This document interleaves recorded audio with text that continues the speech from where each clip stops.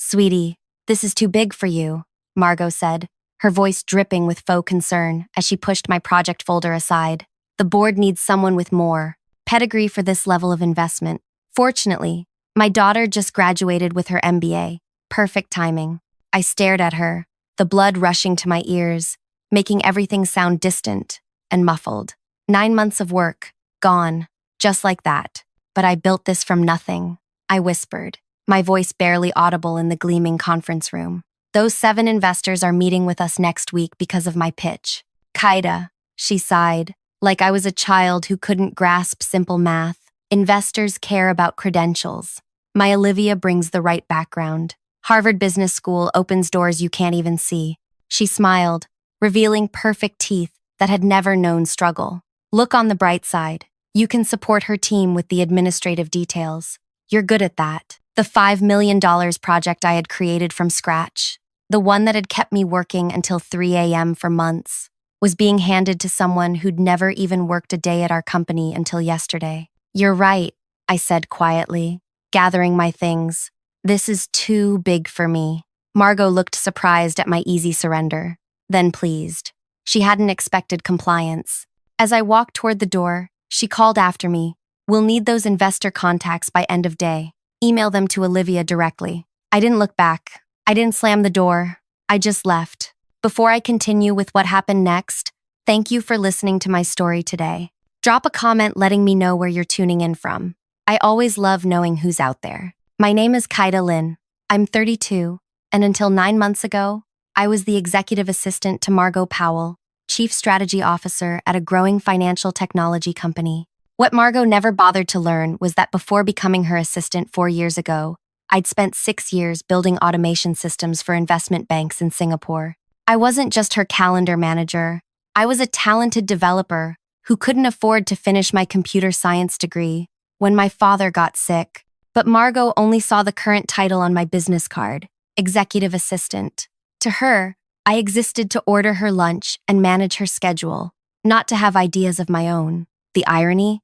I never would have created the project if not for her negligence. It started when Margot missed an important deadline for a market analysis report. The board was expecting recommendations for expanding our services to small businesses, a potential new revenue stream. But Margot was too busy planning her daughter's graduation party to complete it. Can you just put together some notes? She'd asked casually 3 hours before the board meeting. Nothing fancy, just so I have something to present. I stayed late, pulling data, creating visualizations, and writing a comprehensive analysis. I wasn't doing it for her. I was doing it because I cared about the company. When I handed her the report, she barely glanced at it before walking into the boardroom. An hour later, she emerged beaming. They loved it, she said, surprised. They want us to develop a full proposal. That's when I saw my opportunity. I've actually been thinking about this market segment for a while.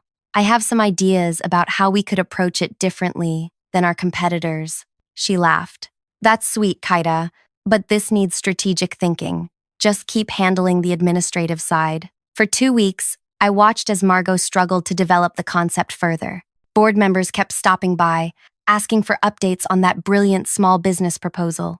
Each time, she offered vague answers about exploring various avenues. Finally, late one Friday, when everyone had left, I placed a detailed implementation plan on her desk with financial projections, technical specifications, and a market entry strategy. Then I waited. Monday morning, Margot burst into my cubicle. "Where did you get this?" she demanded, waving my proposal. "I wrote it," I said simply. "You?" She stared at me like I'd claimed to have invented electricity. "Why would you do that?" "Because I care about this company," I said. "And because I can." She studied me for a long moment. "The board meeting is Thursday. I can't develop something else by then." I knew what that meant. She was going to use my work, but I also knew she'd never admit it was mine. "Fine," she finally said. "You can develop this on the side, but your regular duties come first." That was the beginning. For months, I worked double shifts, handling Margot's everyday needs during office hours, then building my project nights and weekends. I assembled a small team of believers, Devin from engineering, Faye from marketing, and Zeke from analytics. They saw the potential when nobody else did. We called it Bridge. a platform connecting small businesses with microloans and financial services typically only available to larger corporations. What made it unique was the algorithm I designed that assessed risk based on patterns human analysts often missed. Internal testing showed a 43% higher accuracy rate in predicting successful loan repayments. The board was impressed enough to allocate preliminary resources. That's when everything changed. Suddenly, Margot was attending all our meetings, inserting herself into investor conversations, making sure she was photographed standing next to me during presentations. Kaida and I have been developing this concept together, she'd tell potential investors, her arm around my shoulders. I never contradicted her. The project was more important than my ego. By month 7, we had 7 serious investors interested. Not just interested, excited. Term sheets were being drafted, implementation plans finalized. Bridge was going to revolutionize small business lending, and it was going to generate significant revenue. Then Margot's daughter, Olivia, graduated from Harvard. Looking back, I should have seen what was coming. The way Margot started excluding me from certain meetings. How she began referring to Bridge as this project I've been spearheading in company-wide emails. But I was too focused on the finish line. Securing the final investment, launching the platform, helping small businesses that reminded me of my father's struggling restaurant. The morning Margot took Bridge away from me, I'd just finished confirming our presentation schedule with all 7 investors for the following week. They were flying in specifically to meet with me. 3 from Boston, 2 from Austin, 1 from Toronto, and 1 from San Francisco. Each had worked directly with me for months. They knew my voice, my vision, my understanding of the technical architecture. They'd asked me hundreds of questions, and I'd answered each one with precision and honesty. And now Olivia, who knew nothing about Bridge beyond what was in that folder, would be meeting them instead. As I walked out of the building, my phone buzzed with a text from Devin. How'd the meeting go? I didn't answer. I couldn't find the words. Instead, I went to the small park across from our office and sat on a bench, watching people rush by. Everyone had somewhere to be, something important to do. Yesterday, that was me. Today, I was just a woman on a bench with a hollow feeling in her chest. My phone kept buzzing. Messages from Faye and Zeke now too. They knew something was wrong. We'd been scheduled to meet after my conversation with Margot to finalize our investor presentation. Finally, I texted our group chat, meeting room B, 15 minutes. When I walked in, their faces showed immediate concern. What happened? Devin asked, pushing his glasses up nervously. I took a deep breath. Margot is taking over Bridge. She's putting her daughter Olivia in charge. Silence fell over the room. Then Faye spoke, her voice tight with anger. She can't do that. This is your project. Apparently she can, I replied. She's already done it. Zeke shook his head. The investors won't accept this. They've been working with you directly for months. Margot thinks Olivia's Harvard MBA will impress them more than my work, I said, the words bitter on my tongue. Devin slammed his hand on the table. This is wrong. We need to fight this. I looked at each of them, my team, my friends, and made a decision that would change everything. No, I said firmly. We're not going to fight. They stared at me in confusion. We're going to do something much more effective. I leaned forward, lowering my voice even though we were alone. We're going to let Olivia take over, completely. Faye shook her head in disbelief. Let her take over? After everything we've built? Not just let her, I clarified. We're going to step all the way back. Devin crossed his arms. I'm not following. Think about it, I continued. Bridge isn't just a proposal anymore. It's a complex system with technical architecture that only we truly understand. The investors have specific questions about implementation, risk assessment algorithms, market penetration strategy. Zeke's eyes widened as he caught on, and Olivia knows none of it. Exactly. I pulled out my notebook and opened to a fresh page. The investors are coming next week expecting detailed answers. They've been working with us for months. They know what questions to ask. So we just… What? Let Olivia crash and burn? Faye asked, her voice uncertain. We do our jobs, I said firmly. Nothing more, nothing less. No sabotage, no undermining, just professional boundaries. I wrote 4 names on the paper. Devin, you've been the lead engineer explaining the technical architecture to investors. From now on, You only discuss technical details when directly asked by Olivia or Margot. Devin nodded slowly. Faye, you've built relationships with all the market research contacts. Same rule applies. Only share information when directly asked specific questions. What about me? Zeke asked quietly. You've created all our financial models. The investors trust those projections because you've walked them through your methodology. Now, Olivia will need to do that.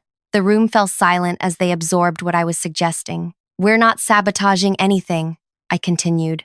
We're just stopping the invisible work we've been doing. The explaining, interpreting, smoothing over confusion, anticipating questions. All the things no one notices until they're gone. Devin leaned forward. What about the investors? Do we ignore their calls? No, I said. We forward them to Olivia. She's the project lead now, remember? And if Margot orders us to help? Faye asked. We help, exactly as instructed. No more and no less. I closed my notebook. We can't control what Margot does, but we can control how much of ourselves we give to a project that's been taken from us. As we left the meeting room, I felt a strange mixture of sadness and clarity. For 9 months, I'd poured myself into Bridge. Now I was preparing to watch it struggle without me. Back at my desk, I opened my laptop and composed a brief, factual email to each investor. I wanted to inform you that leadership of the Bridge project has changed. Olivia Powell will be taking over as project lead, effective immediately. She'll be your main contact going forward and will present at next week's meetings. Thank you for your continued interest in Bridge. No emotion, no details explaining why, just the facts.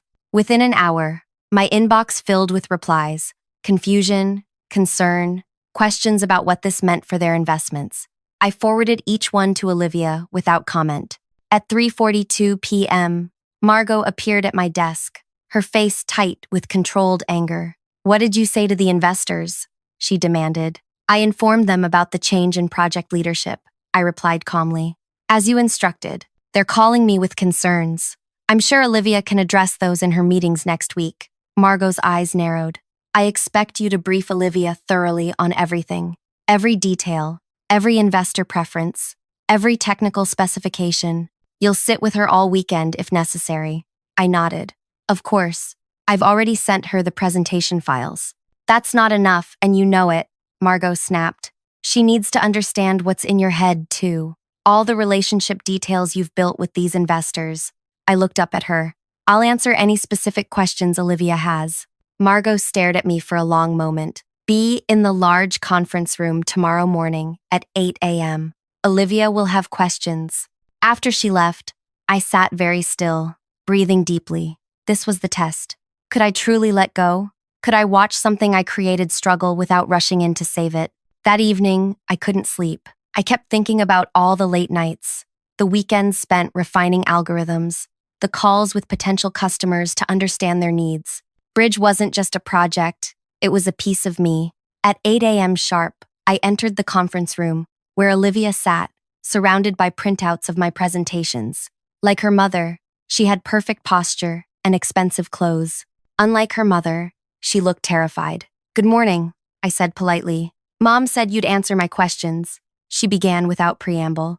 I will. She pushed a stack of investor profiles toward me. Tell me about them, their personalities, what they care about, how they like to be approached. I sat down.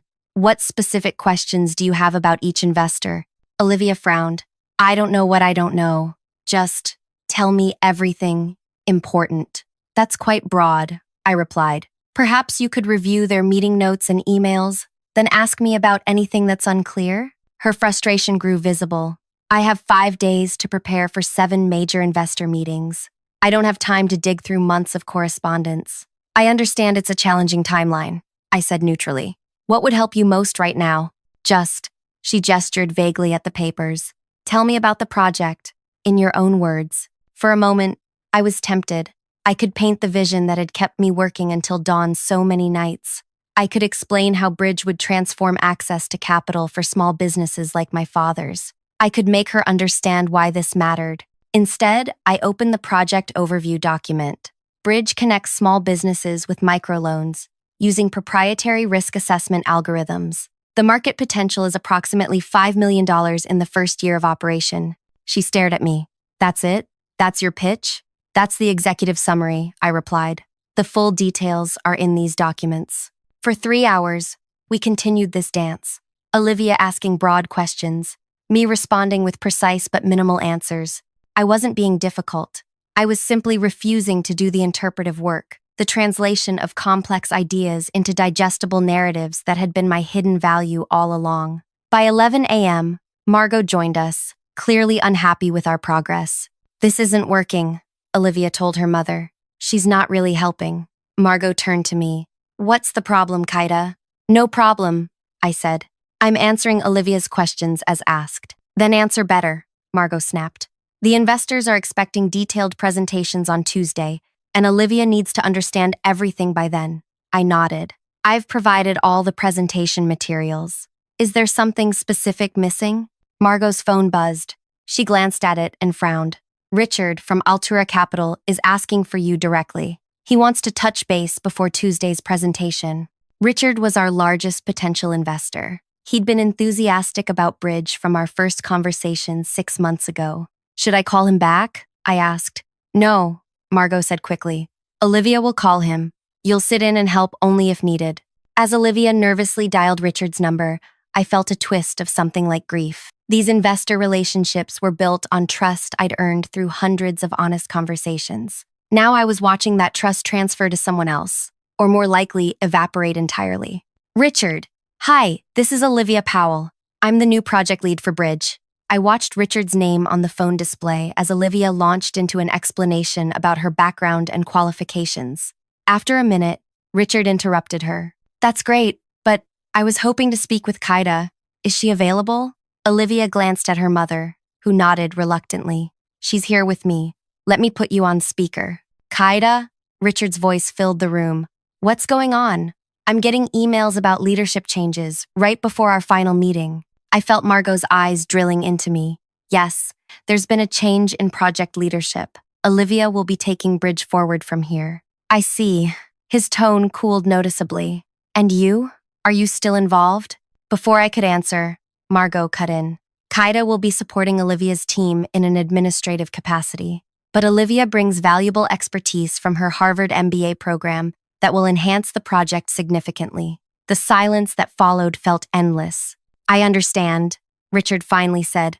Well, I look forward to Tuesday's presentation. I'll have some additional questions about the risk assessment algorithms and implementation timeline. After the call ended, Margot turned to me. This is exactly why we need you to properly brief Olivia. The investors are nervous. I'll help however I can, I said, my voice even. What questions do you have about the algorithms, Olivia?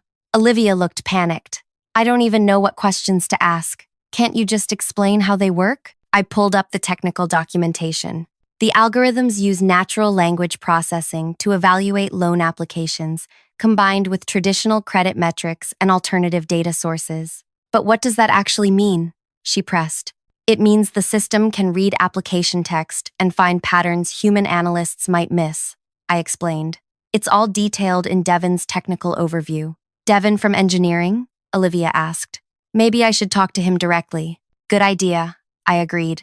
As the day continued, Olivia grew increasingly overwhelmed. The more she learned about Bridge, the more she realized how much she didn't know.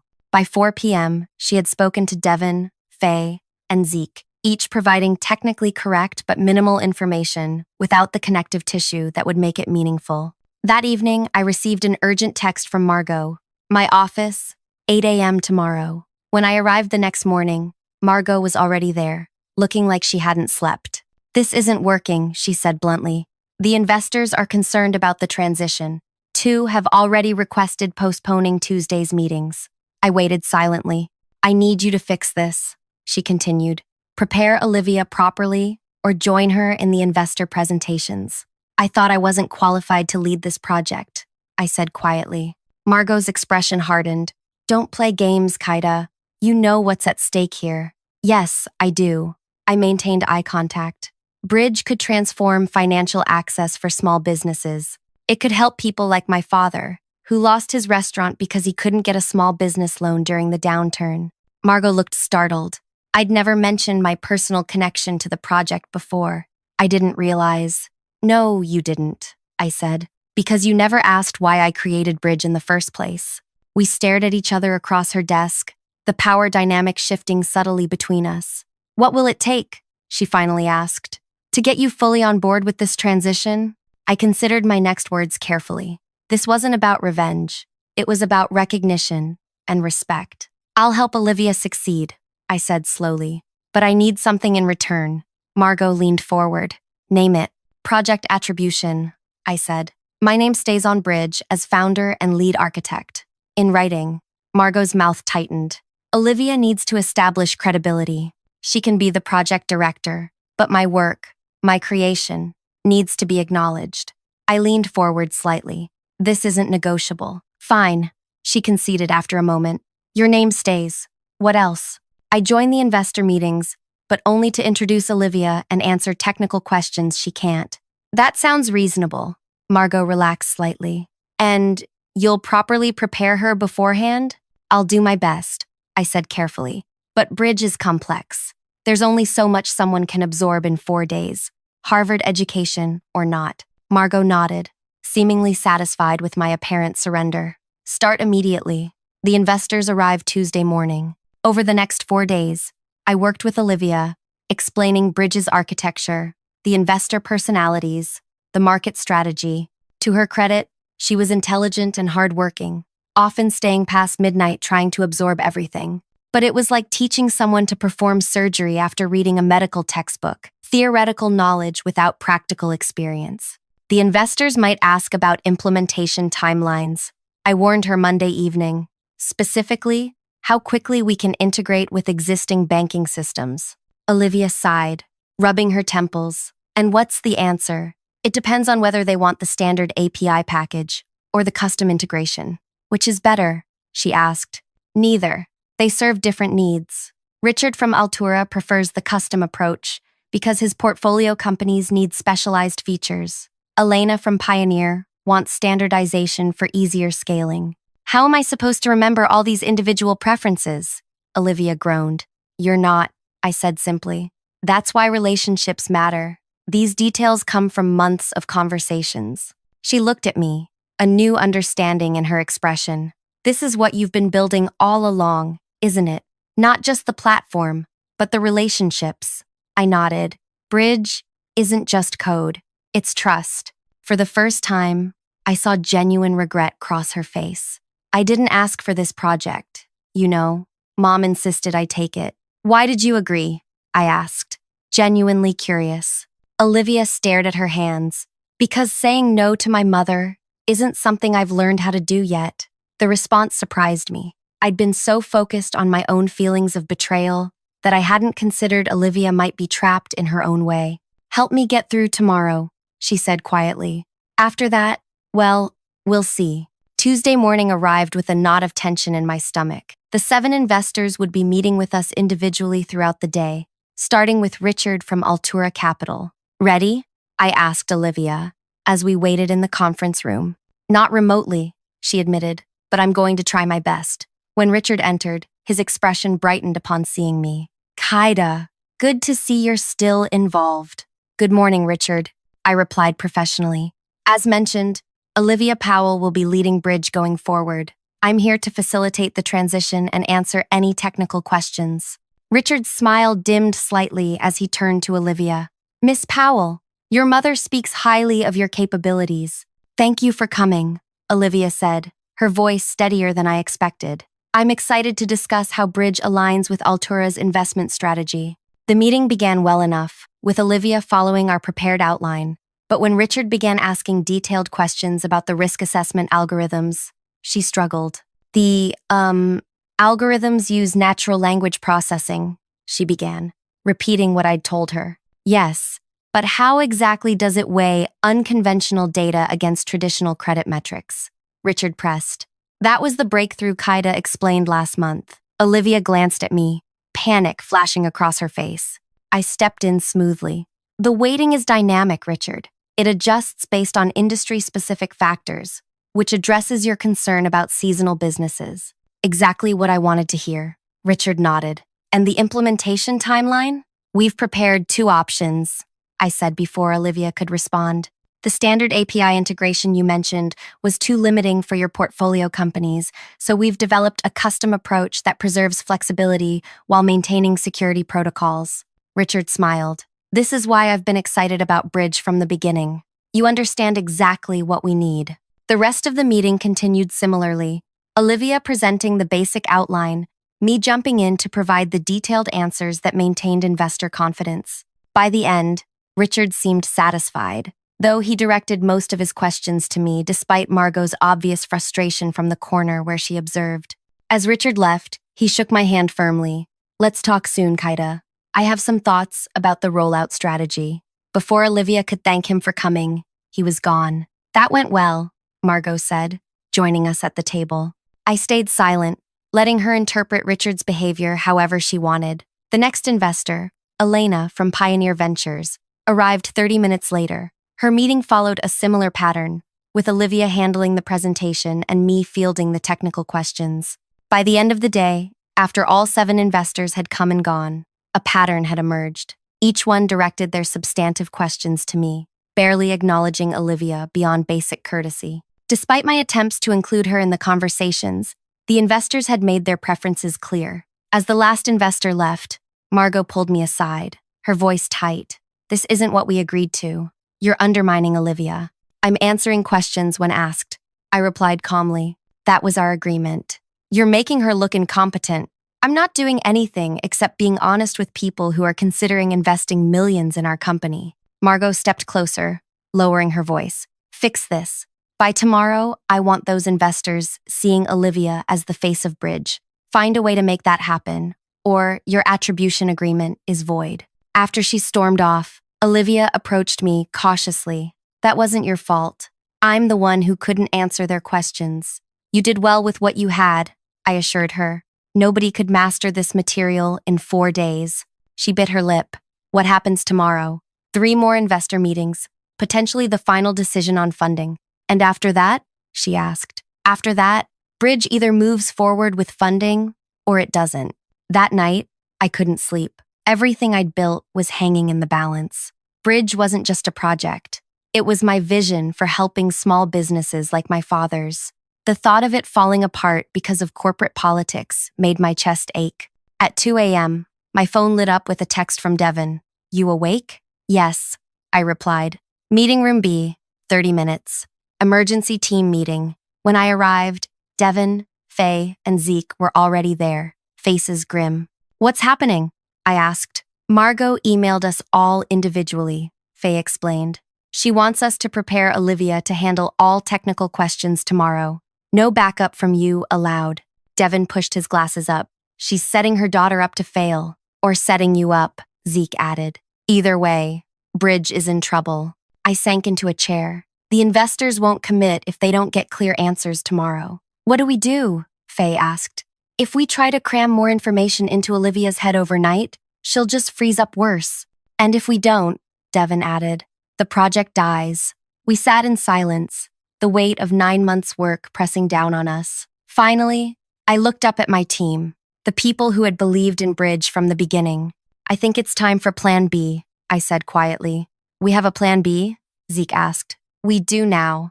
I pulled out my phone and began typing an email. I need you all to trust me one more time. At 8 a.m. the next morning, I arrived at the office to find Margot waiting at my desk. Where were you last night? She demanded.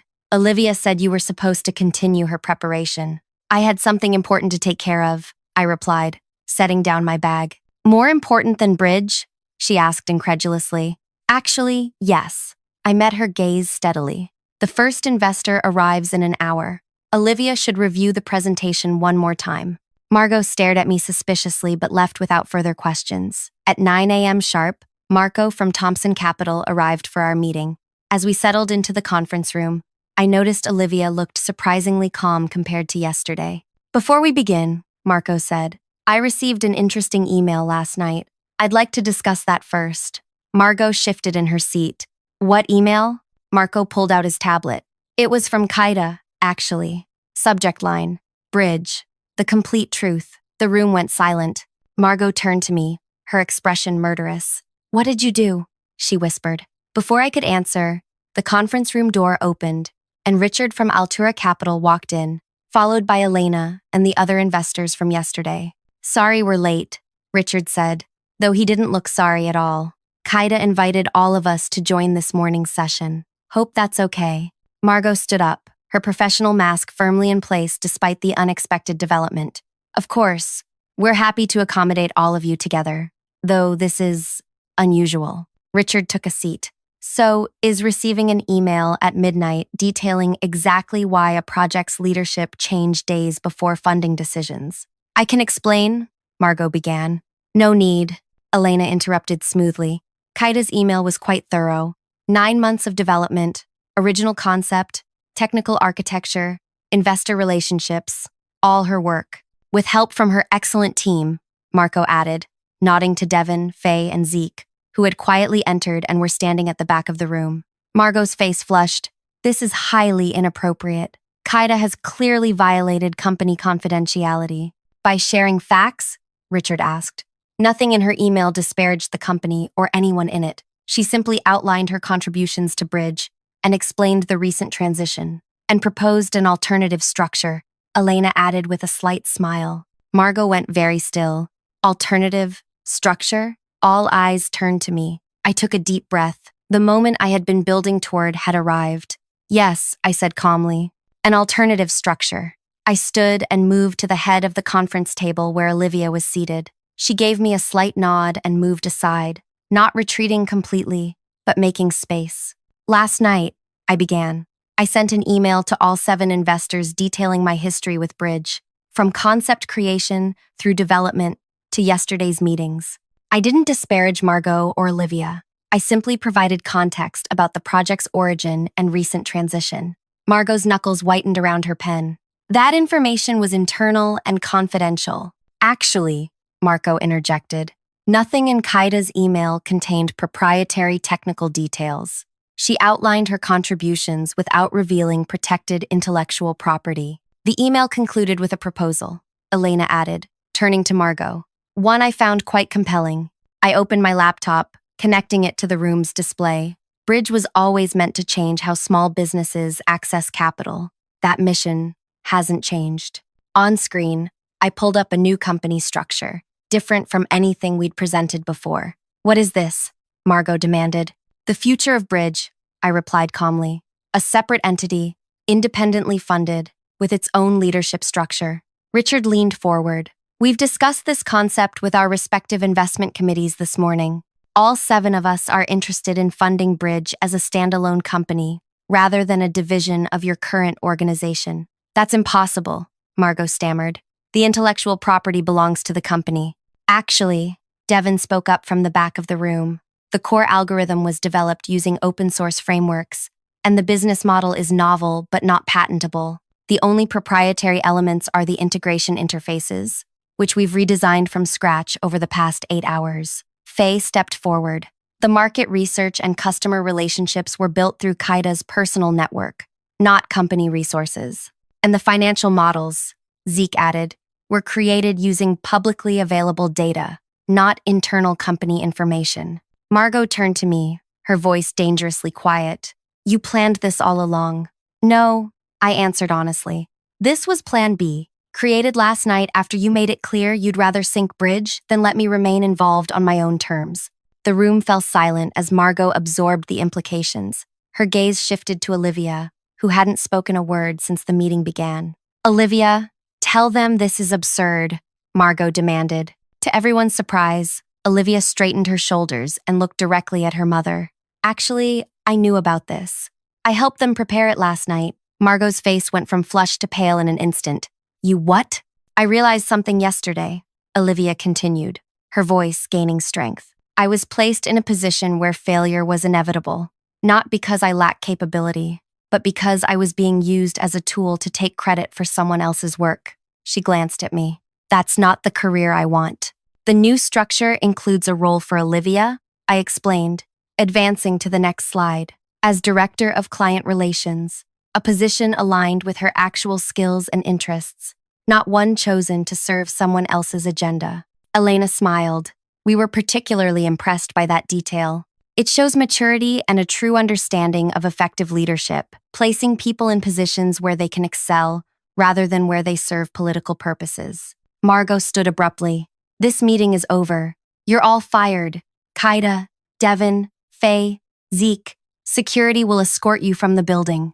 That would be unwise, Richard said mildly, considering all 7 of us are prepared to withdraw our investment interest entirely if that happens. You can't seriously be supporting this coup, Margot sputtered. We're supporting the team that created Bridge, Marco corrected, the team that understood the vision and built something valuable. And what about you? Margot turned to Olivia, betrayal evident in her voice. After everything I've done to position you? Olivia met her mother's gaze. That's the problem, Mom. You've been positioning me my entire life. Harvard, this company, this project. You never asked what I wanted. And what exactly do you want? Margot asked coldly. To earn my own success, Olivia replied simply. To learn from people like Kaida, who build things that matter, not just grab credit. The conference room door opened again, and the company's CEO walked in, looking concerned. What's going on here? I've got 7 major investors texting me directly. Richard stood.